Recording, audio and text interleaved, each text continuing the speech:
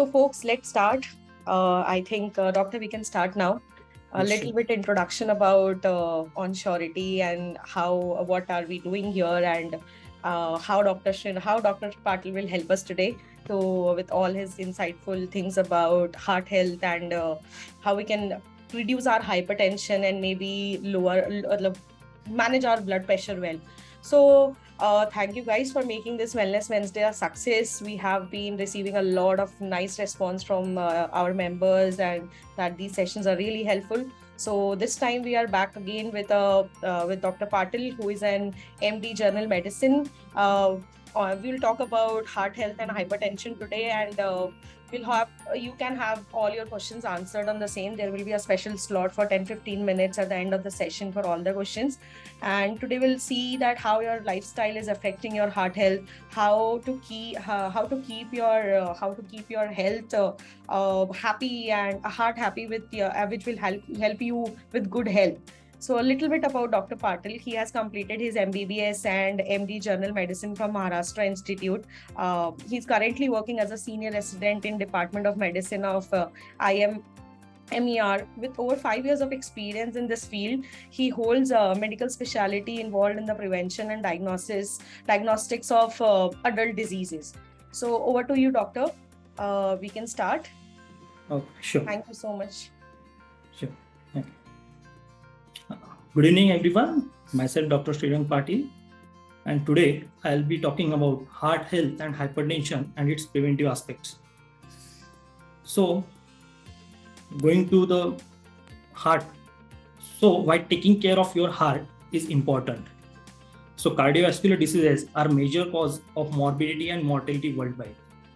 So, when I say morbidity, the morbidity itself means living with the disability or the disease itself.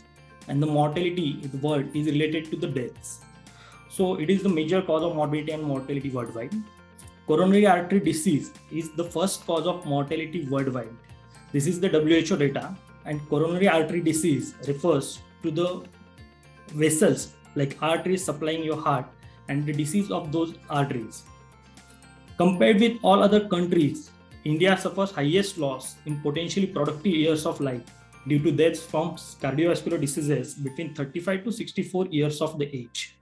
And hypertension being the most important cause of coronary heart disease, we will be discussing it here. Right. So, which are cardiovascular diseases? The first and foremost, and which is very important, is the ischemic heart disease. That is nothing but the coronary heart disease, and what we call the severe form of it as heart attack, the myocardial infarction. So when I refer word ischemia, it means there is reduced supply of blood and oxygen to your heart. Then second cardiovascular disease is your hypertension, which is commonly known as high BP. Then cerebrovascular accidents. Cerebrovascular accidents per se is not a cardiovascular disease.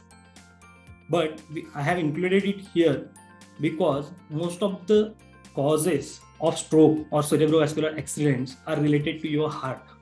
And stroke is nothing but what we call it paralysis. Then we have congenital heart diseases, which are there since your birth, which could be functional, which could be organic also. And then rheumatic heart diseases. Yes. So, who needs the medical advice? Means, what are the symptoms of these cardiovascular diseases? Like what you are seeing now, first and foremost, is the chest pain. But chest pain itself can have many diseases. So, if you are having chest pain, you need not worry that I might be having heart attack. So, there are a few things you must know about this chest pain, which is peculiar to your heart. So what is it? So chest pain, which is central to your chest, which is stabbing in character. You feel heaviness in the chest. The pain radiates to your back. So all these are characteristics of this chest pain. Apart from that, the chest pain also radiates to your back, radiates to your shoulders, right and left shoulders, and it can also radiate to your jaws. This kind of chest pain then you need to seek medical advice for the same. Then second important symptom is breathlessness, that is shortness of breath. Vomiting, lightheadedness are associated with heart attack. You can have cold and sweaty extremities also. So what are the symptoms of stroke? So stroke, as we call it, paralysis. You can have numbness or weakness of one side of the body. It is most of the times it is sudden in onset. You can experience difficulty in speaking or understanding the spoken language. You can have difficulty in vision associated with headache, dizziness, and inability to stand or inability to walk. Then we have symptoms of rheumatic heart disease as fatigue, excessive fatigue. What you used to do daily, you are getting fatigue doing the same activity. You can have shortness of breath. You can have palpitations. Palpitations are nothing but the awareness of one's heartbeat. Then you can have chest pain also. Next. So what are risk factors for the coronary heart disease? So we have modifiable risk factors and non-modifiable risk factors. So what are non-modifiable risk factors? We will first see, because we cannot modify them by doing anything. So non-modifiable are your age, gender, the family history, and the genetic factors. So age, the advancing age, right? As you age more, the risk increases. The gender, for first few years, it is common in males. After that, the equation remains equal. Then the family history of coronary heart disease. If one of your parents or both of your parents are having history of coronary heart diseases, then there is likelihood that you can also have coronary heart disease in the future. And few genetic factors which are also responsible for the coronary heart disease. Then which are modifiable risk factors? Modifiable means we can modify them through our lifestyle. We can modify them through taking medications. So what are those? So first and foremost is cigarette smoking. Then hypertension, high serum cholesterol, diabetes, as you all know, we call it commonly as sugar, obesity. Then the sedentary habits, stress, excess use of alcohol, excess consumption of alcohol, hormones, and oral contraceptive pills. These are the modifiable risk factors. Next.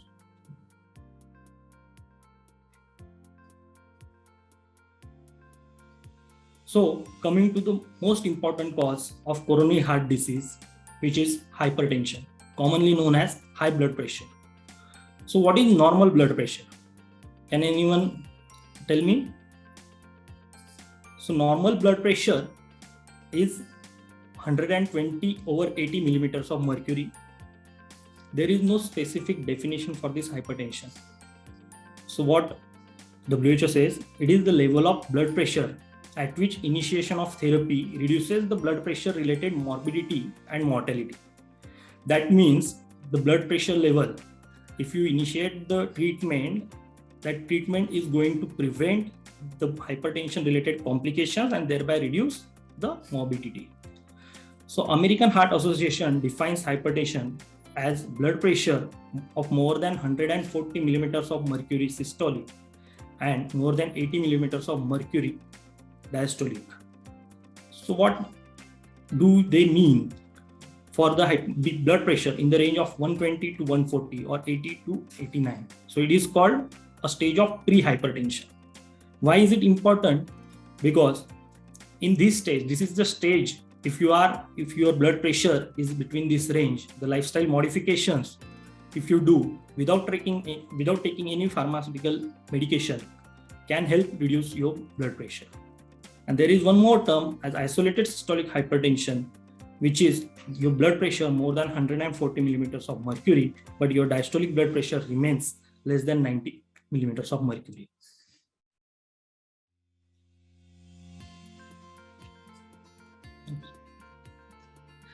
So we have this classification of hypertension based on your blood pressure values. So as you can say in the chart, the normal, the systolic blood pressure, which is your upper blood pressure, is less than 120 millimeters of mercury, and the diastolic is less than 80 millimeters of mercury. And the stage of hypertension, we have 120 to 139 millimeters of mercury and 80 to 89 millimeters of mercury. Then there are two stages, stage 1 and stage 2 hypertension. Stage 1 is 140 to 159 millimeters of mercury, and stage 2 is more than 160 millimeters of mercury. There are two types of hypertension. What we see in general population is most of the times it is primary or essential hypertension. So what is primary or essential hypertension? So there is no specific cause to this hypertension. That means your blood pressure is raised due to various factors. It has multifactorial association. So 85% of all the hypertensive patients are from this class. And what is secondary hypertension? In secondary hypertension, you have specific cause. Cause may be chronic kidney disease. It can be your adrenal gland tumor. It can be pregnancy-induced hypertension also. Next. So what is the magnitude of this problem? Why it is important to know hypertension? So we have rule of halves for this, which states that half of the people with high blood pressure are not known. Half of the known are not treated, and half of those who are treated are not controlled. That means they are not adequately treated. So if you apply this rule, we will see there is very small proportion of the hypertensive patients which are known and which are adequately treated. So rest of the patients which are having hypertension are carrying it, and they are getting exposed, they are getting risk for development of coronary heart diseases. Next. So what is concept of white coat and masked hypertension? So white coat hypertension, as you can say, doctors wear white coat. So it is commonly rise in blood pressure due to the alerting reaction during your medical visit. So while blood pressure measured at your home remains normal, so they are falsely labeled as having hypertension. Contrary to this, there is masked hypertension. That means the BP measured in the hospital is normal, but the blood pressure measured at home is abnormal or it is elevated. So they are falsely labeled as having no hypertension. So that is more dangerous because the complications are going to develop in those patients if they don't take adequate precautions, they don't try to prevent blood pressure rise. So why monitoring blood pressure is important? As we all know, hypertension does not produce any symptoms.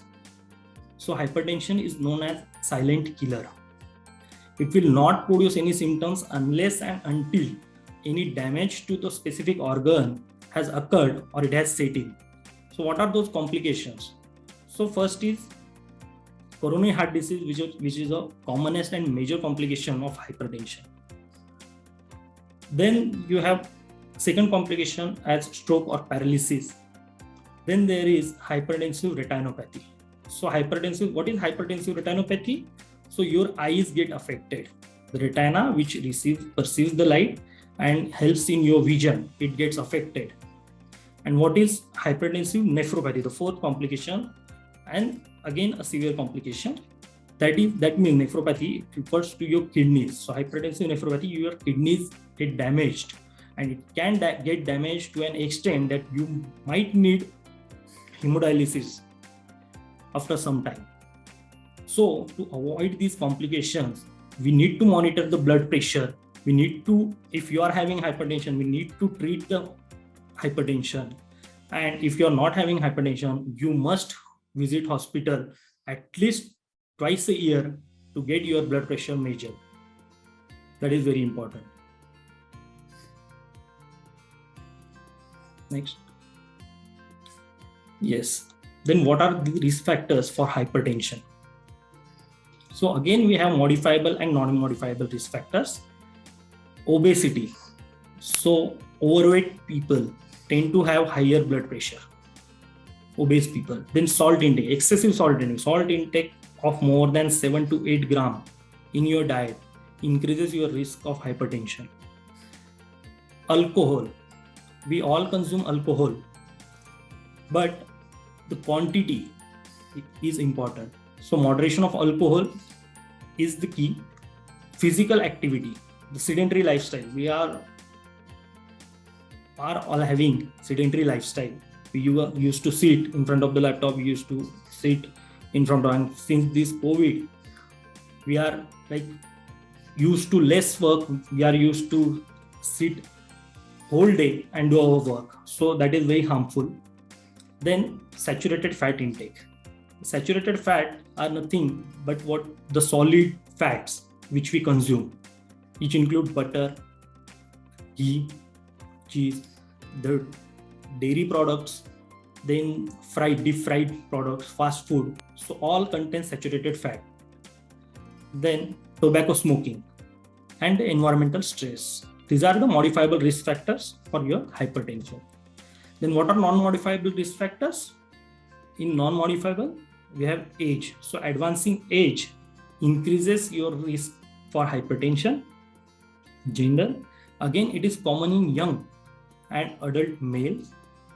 After 55 years, the risk equals up, and it is common in both males and females. Genetic factors and family history. Next.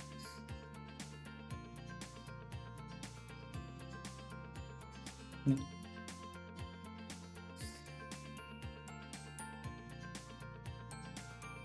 Hello. Next.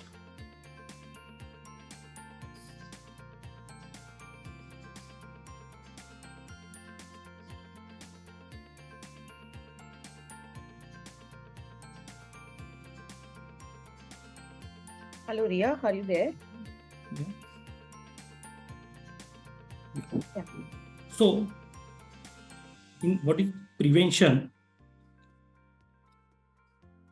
and treatment for these conditions, like for conditions like coronary heart disease and hypertension? So we have primary prevention and we have secondary prevention. So in primary prevention, we have all measures to reduce the incidence of hypertension by reducing the onset of the risk factors. And in secondary prevention, we detect, we monitor, and those who are having hypertension, we treat them and we control their blood pressure. Next.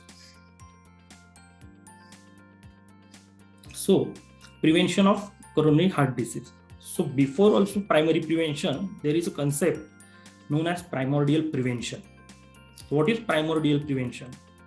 So the risk factors which we just saw, we can reduce their occurrence. That is nothing but the primordial prevention. So there is concept of lag time.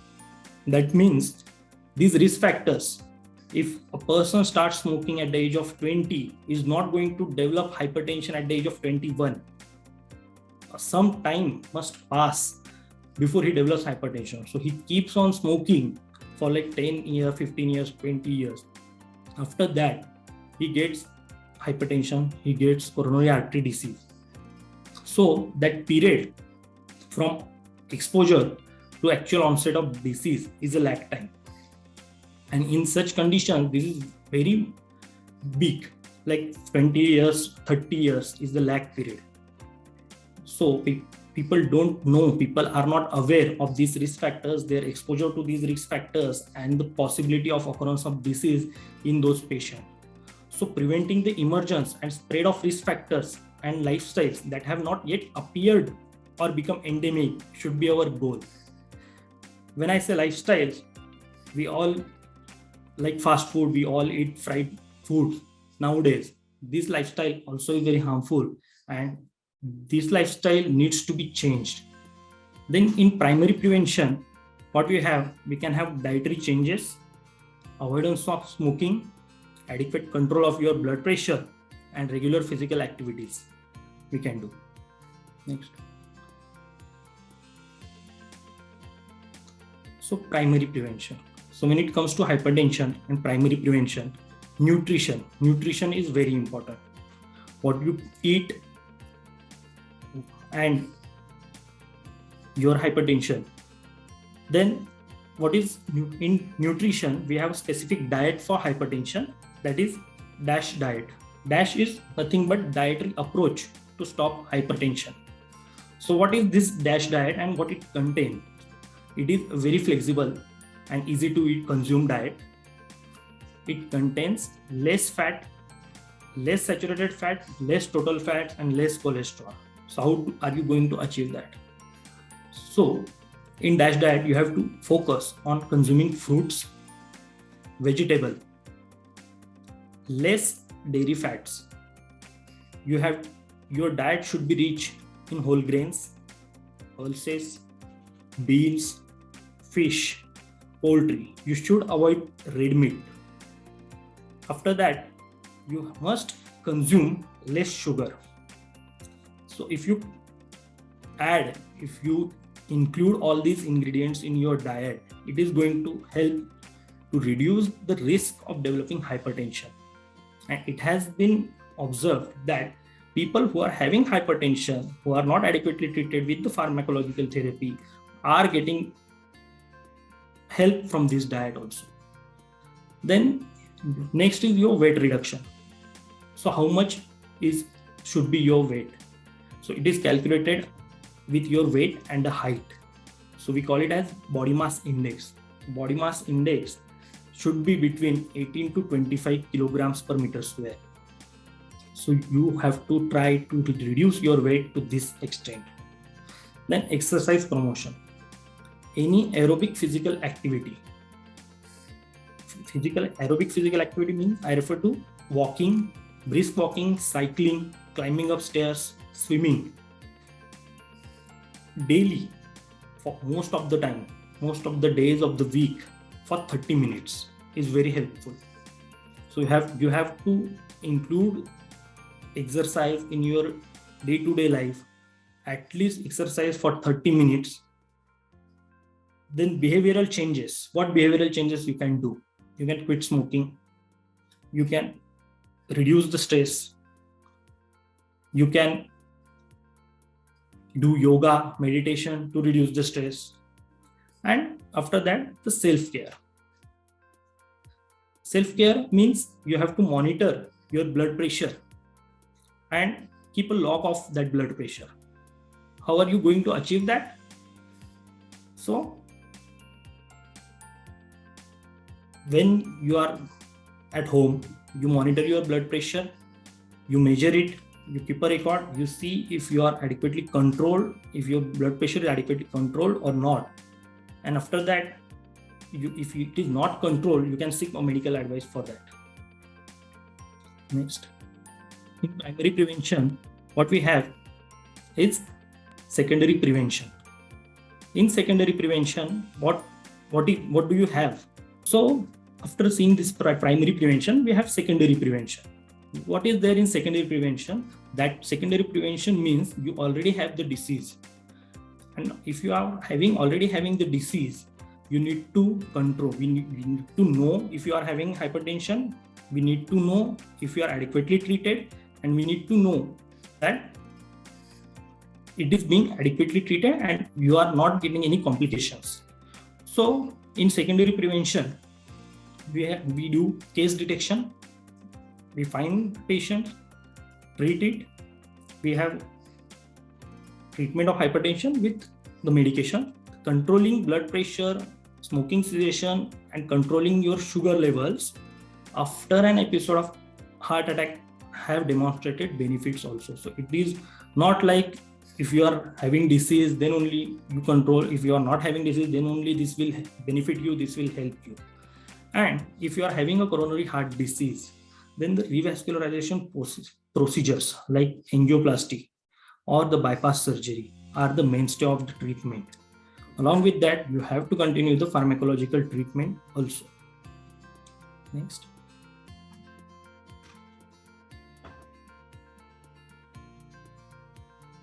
Next.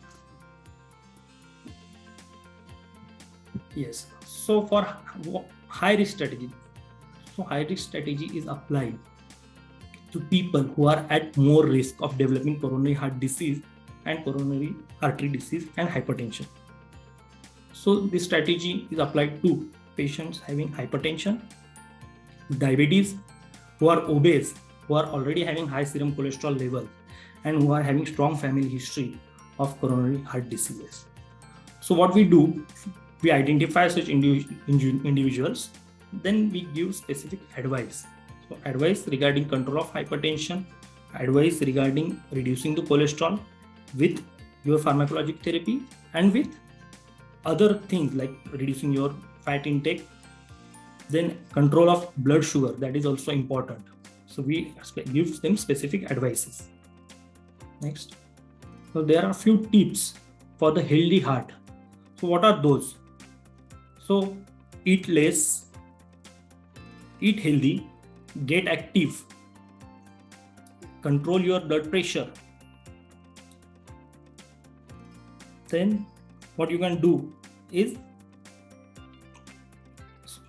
cessation of smoking. So these are few tips for your heart. So this is the chart of lifestyle modifications. So this includes the recommendation, the modification which you must do, the recommendation, and how much blood pressure it is going to reduce. So weight reduction. So you have to maintain body mass index between 18.5 to 24.9. It will help you reduce your blood pressure by 5 to 20 milliliters of mercury if you reduce your weight by 10 kilograms. You have to adopt DASH diet. You have to consume more fruits, vegetables, as I have already told you. Then yes, the sodium restriction, dietary sodium, how much it is to be consumed. So when I say risk factor, it is more than 7 grams. So ideally we should consume less than 6 grams of salt. That comes to 1 teaspoon of salt.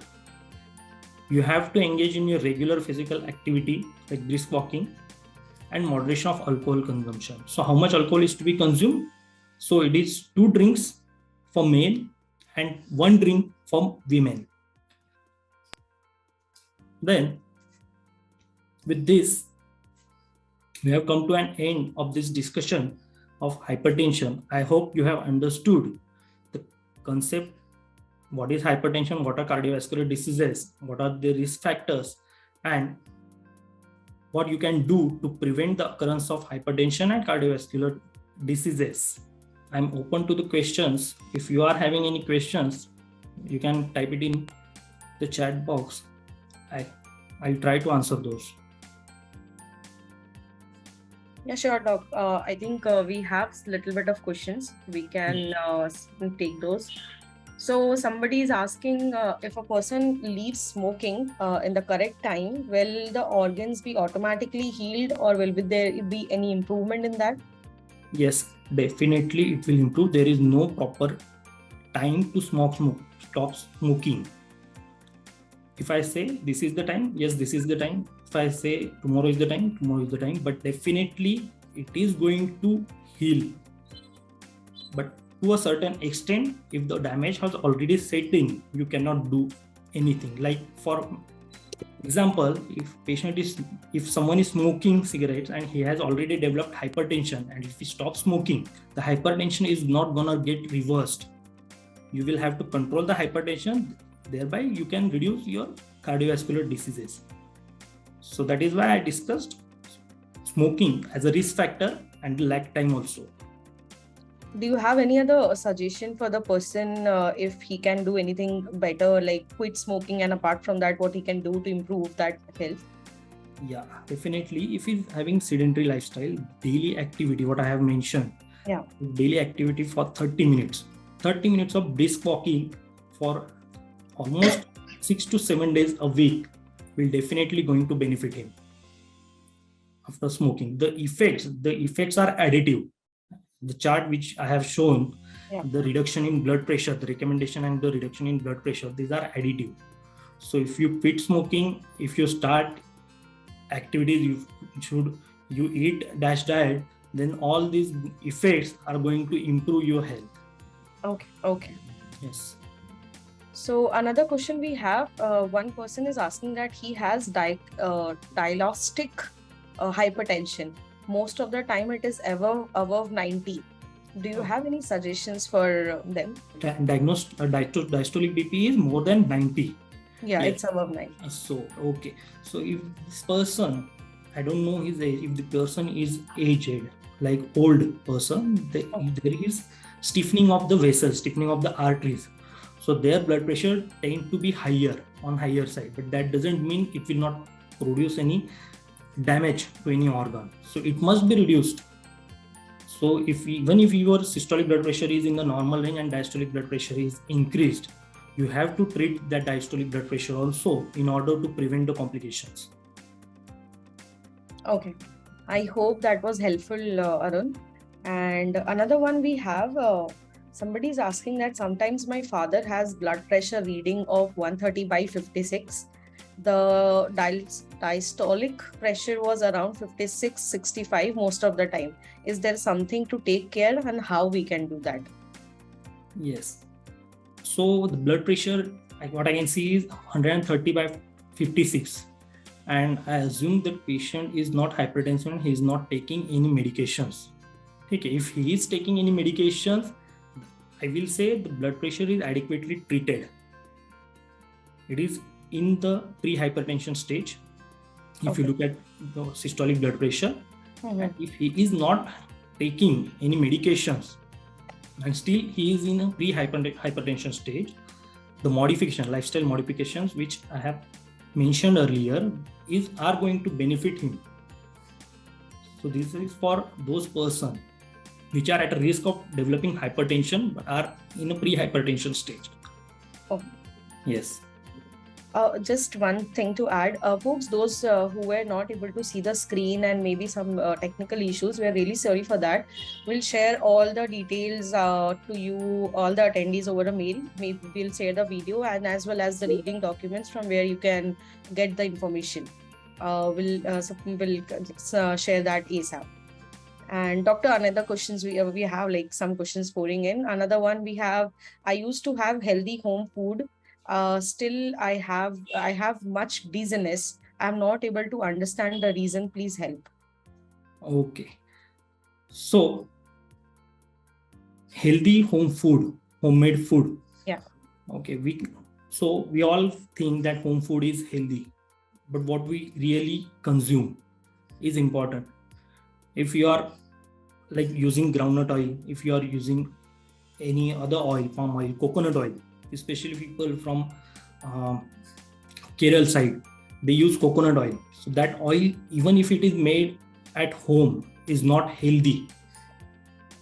Okay, so first of all, that is the thing. Then if he is consuming the healthy food, he is having dizziness, he must get his hemoglobin checked, his vitamin B12 checked.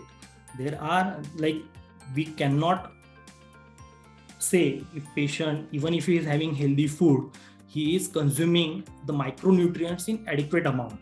And micronutrients, I mean iron, the vitamins, folic acid, vitamin B12, and then thiamine, which need to be eaten. They are called as micronutrients, but they are essential for good health. So he must check those. Thank you so much for that. Another one is sometimes we get chest pain due to gas problem. How we can differentiate between real chest pain and what is actually the gas problem? Yes, sure. So I discussed a little bit about it when I discussed chest pain. So cardiac chest pain, like chest pain related to your heart, has peculiar features. That means it starts suddenly. It may start after exertion. If you climb up stairs, if you run, it can start there. Then it will have a stabbing character. Like when you get gas problem, it is always burning. But when this chest pain is stabbing in character, centrally located, it is radiating to your back. If it is associated with palpitation, awareness of heartbeat, if it is associated with sweating, a feeling of uneasiness, it is more of cardiac origin, means heart origin. So you must seek medical advice at that time. I hope it was helpful, Amisha. Another one person is asking that my mother's BP is spinning to 190, 110 suddenly during the day despite BP and related medications. All reports are all normal and within the range. What could be the cause and whom to consult? She is a female with age of 65. Okay, so the reports are normal, as I can see there. Reports are normal, but still the patient's blood pressure is 190 over 110. She must be taking medications for the blood pressure. The blood pressure is not adequately treated. Since the reports are normal, I will label it as primary hypertension, but there is a term known as accelerated hypertension. That means your blood pressure suddenly rises and increases, and it increases your likelihood to develop complications. So I'll suggest that the medication that which she is currently on need to be changed, or needs to be some medication needs to be added. So he can show it to any cardiologist, or he can show her to any physician also. He will guide him, and that will do. Somebody is asking if going for walking for 30 minutes enough to reduce weight. For weight reduction also, to reduce blood BMI, we always advise aerobic exercises, and that too not more than 30 to 35 minutes per day. And like, if person asks me, if I'm 60 years old, do I need to walk 30 minutes at a stretch, or I can walk 10 minutes in the morning, 10 minutes in the afternoon, or 10 minutes in the evening, that will also do. So 30 minutes of exercise any time in a day will help you reduce your weight. Yes, you will have to reduce on your diet. You will have to curtail the portion of your food what you are eating. The proportion of carbohydrates, proteins and fats remains the same, but the portion should be reduced. The total overall calorie intake is to be reduced. That is going to help reduce your weight, apart from exercise. Another one is, I am a polycystic kidney patient, so pressure is usually high even after taking medication. So what test can I do to check for the heart health? Okay, so first of all, she needs to have a regular BP checked. She needs to keep a log of blood pressure recording, and if she is taking any blood pressure medication, and after that also she is not adequately controlled, then she needs to change the medication.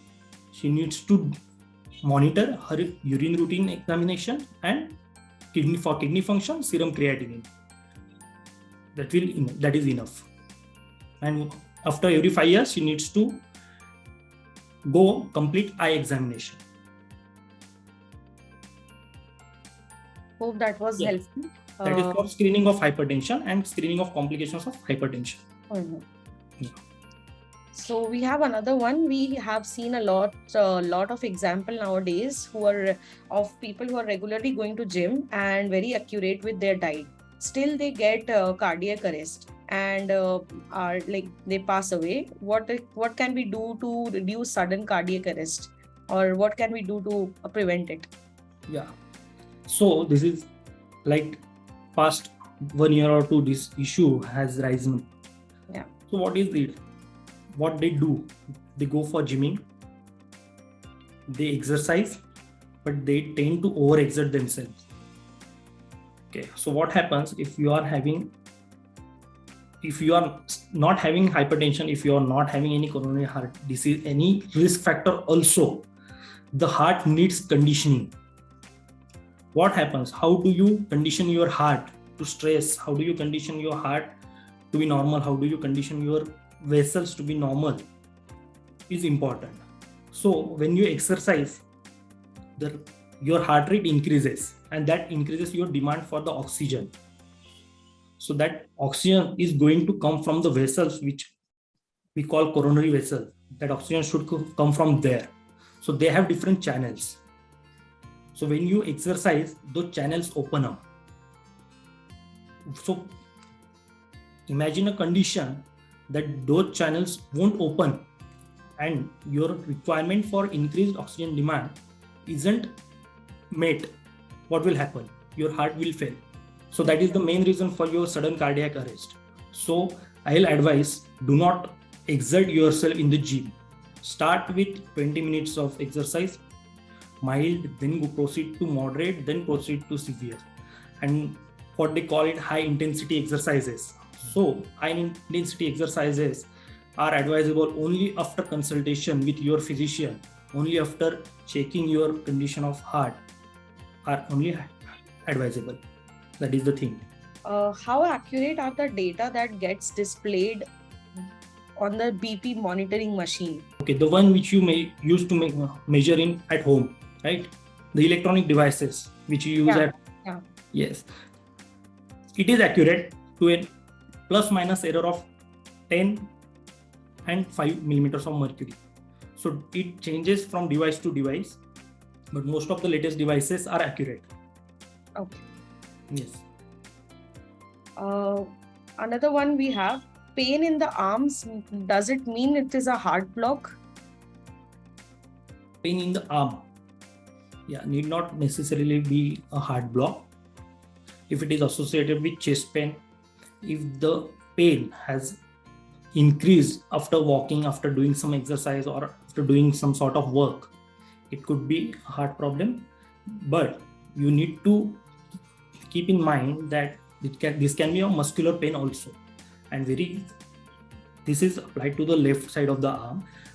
The right side, you hardly get any cardiac pain. So if you are having pain in your right arm, it is very less likely that it is related to your heart. Okay. Yes. Sometimes before going to sleep, I have a sinking feeling in my chest. So is it something related to heart health? I'm 28 years old. Yeah. So this I need to know if she is having any gastric problems like acidity or GERD.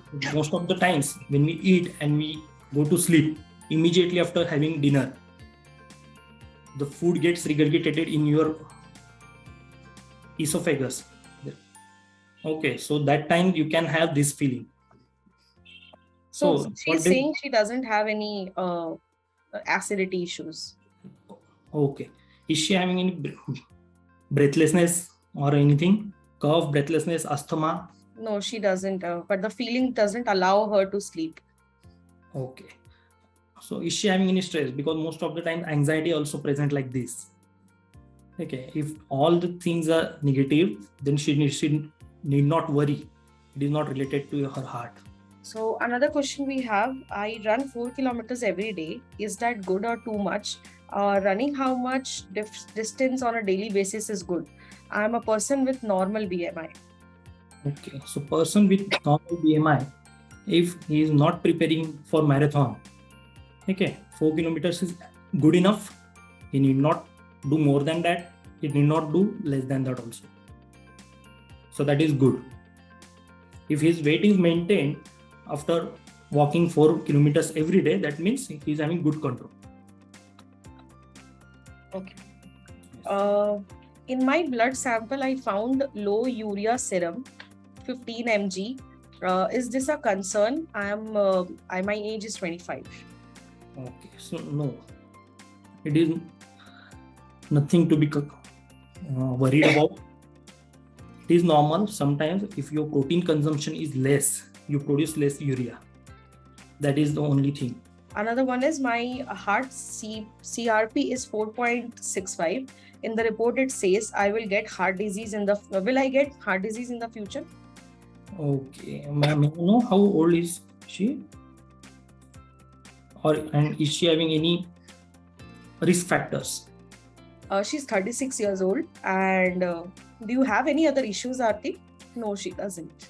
No, she doesn't. And is she having any family history of coronary heart disease? No. Yeah, so it is, you need not worry. You are not going to get it. HSCRP is highly sensitive C-reactive protein. Basically, it rises when there is inflammation to the heart.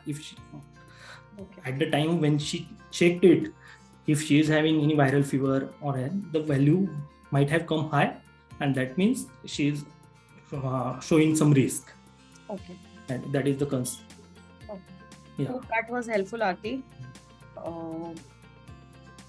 There is one question: is sleep paralysis related to heart disease? No, it is not. It is not actually related to heart disease. Okay.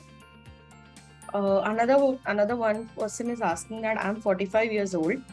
Last few days having trouble to breathe, and he has acidity issues. Okay, so she can consult in physician. She should take antacids, but the thing like GARD at this age is very common. So what she can do is, after consuming dinner or after consuming any meal, she should be upright. She should be walking around in the house at least for half an hour to 1 hour, and then she can go to sleep. So that will help reduce her gastric issues. Also, she should cut down on the fats and the spicy food. That she can do. Okay. So is snoring is also related to heart related issues? Snoring is not related to heart issue itself, but excessive snoring can cause obstructive sleep apnea. So that can cause heart problems in the future. Okay. Yes. Another question here: is there any scientific reason between hair and health? Because my hair is long and my health is slim. Okay. So 23 years old. Okay. So in females, hormonal issues like thyroid issues are very common. And even if you are having hyperthyroidism, hypothyroidism, hair loss, and slim health are common in hyperthyroidism. So she needs to check her thyroid profile, and that will suffice, I think. Guys, another 1 minute to ask questions. Can you differentiate between heart attack and cardiac arrest, and also how to prevent these? Okay, so heart attack, if you are alive, that is heart attack. If you are unconscious, that is cardiac arrest. That is the simple thing. So after getting a cardiac arrest, you yourself will not know if you are having cardiac arrest. So heart attack is the previous stage. In a continuation, you can have cardiac arrest if you don't treat heart attack, or you can have cardiac arrest on spot also. Okay. Breathing exercises are also beneficial for heart health. Yes, those are beneficial. Okay. So another one we have, hi doctor, my sister has gone for checkup and her all report was normal, but she has very big dark circles in her eyes and that's not going away. Is it related to heart? I won't say it will be related to heart. She must be having dark circles related to stress. She need to cut down on her stress. Right. Getting stress, yes. Apart from ECG, what are the other tests to be done for heart check function? Okay, so these non-invasive tests include ECG and 2D echocardiogram, two-dimensional. Okay. So you can have dimensions of your heart, functioning of your heart checked on 2D echo also. Okay. Any emergency medicine you can prescribe that we should take for heart attack? Okay. So capsule of aspirin, Disprin, you can keep in your pocket. And if you feel like you are having a heart attack, you can chew it and that will be good for you. Yeah, doctor, I think we are done with the questions. We can wrap it up now. It was a very insightful session. I personally loved it. Very insightful. And some of the things I want to use it in my daily life. So yeah, yes. Thank you all for joining in. Yes, thank you very much. And I would like to thank Onsurity for this wellness initiative and bringing insightful, meaningful, and the practical live sessions and for their live session and content for their members. Yeah. Yes. Thank you. Thank you very much. Thank you so much. See you all on next Wednesday. Stay tuned. Bye. Thank you.